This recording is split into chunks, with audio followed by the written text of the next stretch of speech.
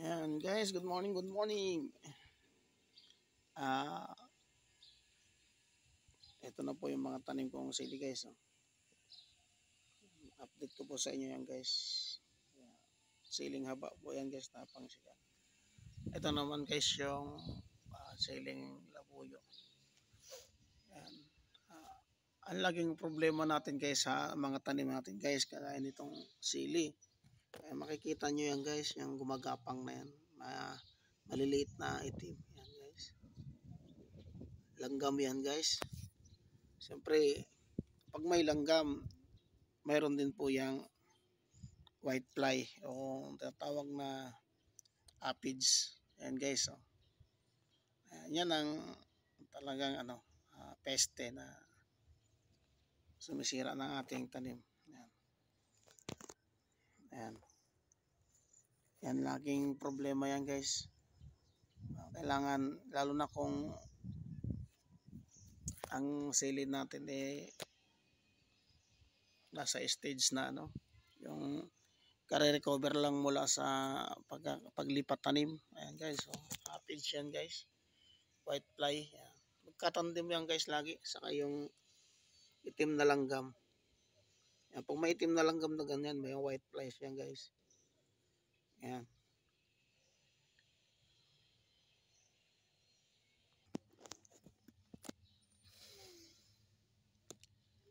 Ayan guys, so dami langgam guys, so maagapang.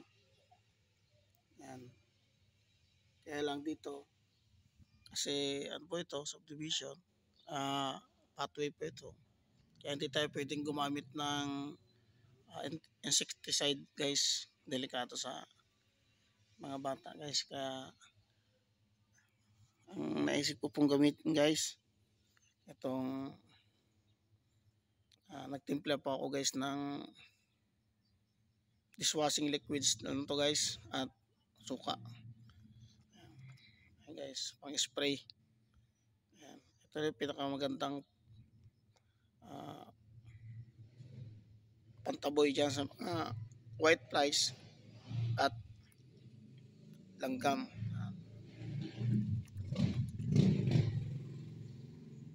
Ayan siya guys. Spray nyo lang yan guys.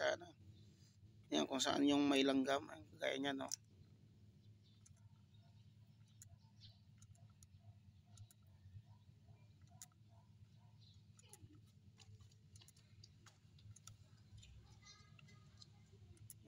Kasi yung mga langgam na yan guys at yung white flies, yan yung mga isa sa mga kumukonsumo ng nutrients ng ating halaman na dapat ay napupunta sa bunga niya.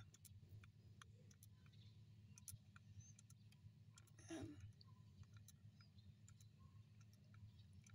Makita nyo guys, nakadikit na yung langgam sa puno. Ayan, na inispirahan natin.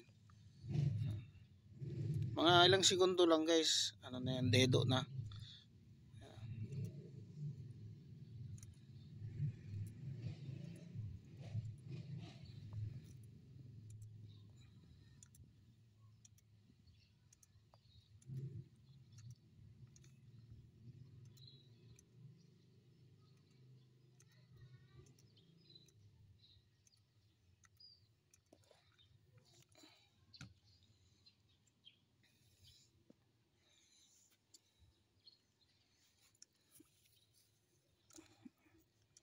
Yan, isprayan nyo lang po yan guys kung saan namamahay yung mga white flies. Laging nasa ilalim ng dahon yan guys.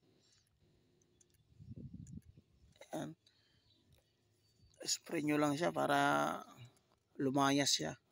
Kung di man siya lumayas, dedo siya dito sa dishwashing liquids sa suka.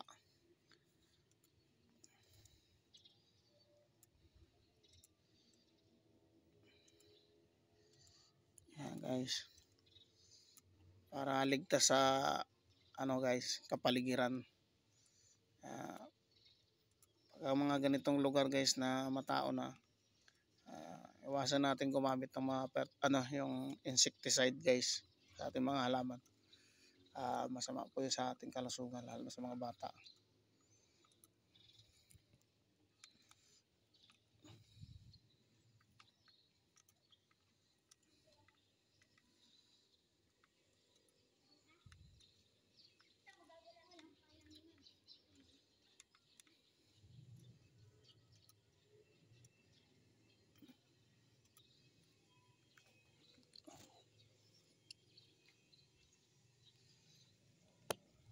Guys, oh, ang daming langgam na gumagapang guys. Oh, pader ng bahay.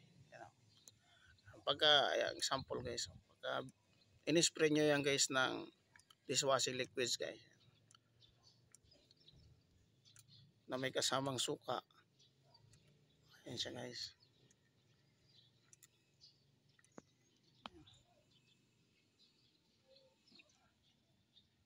So supukit na siya guys. Ilang segundo lang yung buhay niya.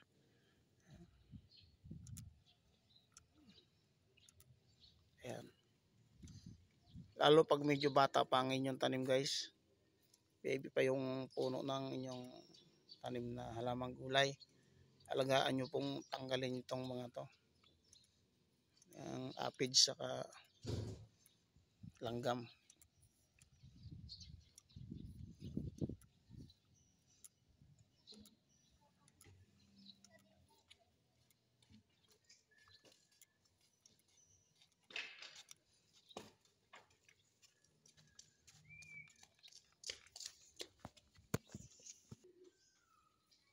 And guys, so ito pa yung iba kong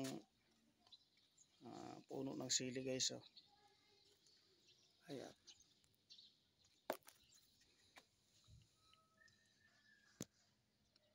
Ayan, tinan nyo yan guys. So. Ayan siya guys. Ano, pagka nagbabahay yung ano, aphids, lagi magkatandim sa yung langgam. Pag nakikita nyo yan guys sa inyong mga tanim, yan. Magtimpla lang kayo guys ng ano, ng dishwashing liquids sa suka.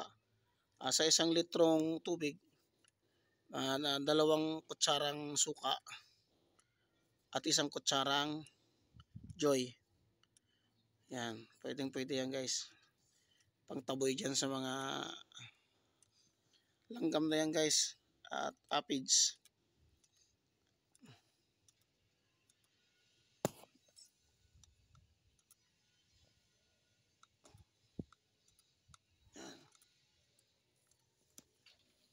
Kailangan natin tanggalin yan guys kasi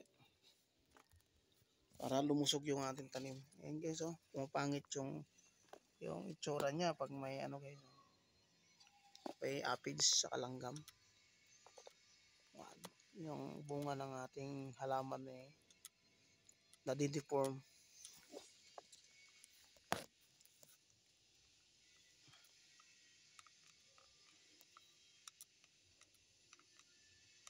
And guys, hanggang dito lang muna yung aking video guys. Salamat sa panonood guys at huwag nyo kalimutang mag-subscribe at pindutin ang notification bell para lagi po kayo updated sa aking mga i-upload na video. And guys, salamat guys. Salamat.